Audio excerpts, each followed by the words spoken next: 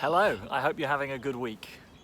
There's an Instagram post that keeps doing the rounds that seems to be very popular at the moment, and it says this: in the rush to return to normal, let's use this time to consider which parts of normal are worth rushing back to.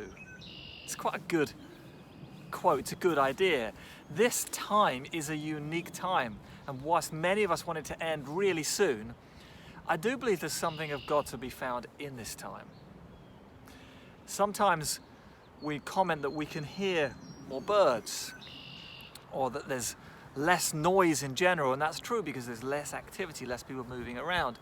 I've often seen that in my time of hearing God or finding God or seeking God, that often it's hard to hear when there's lots of noise, and when there's less noise, it's easier to hear. For many people at the moment, this is a time where there's less noise. I'm aware that there are some people who are still working, but even those people, when their workday ends, aren't going out to restaurants and movies.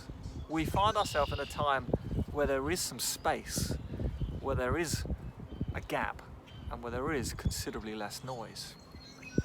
Yesterday at our dinner table, I asked the question of my wife and our children, have you heard God speak to you at all? Is there anything that you're praying about? And just asked it as a general question, and everyone had an answer. And that stuck with me. It seems easier to hear God when there's less noise. In the Old Testament, there's a story of Samuel, and Samuel starts as someone who doesn't know God and doesn't know how to hear his voice. And he hears something, and he says to this older, wiser person called Eli, did you call me? And Eli said, no, it wasn't me. Maybe it was God. And it's this beginning of learning to hear God's voice. For some people, they've heard God's voice many times, and it's something that they're familiar with. To others, it's new, and you may not have heard God's voice for some time. My prayer, my encouragement, my idea for you this week is to take an opportunity in the quiet, in the space, in the gap, to say like Samuel said when he was trying to hear God's voice, speak because I'm listening.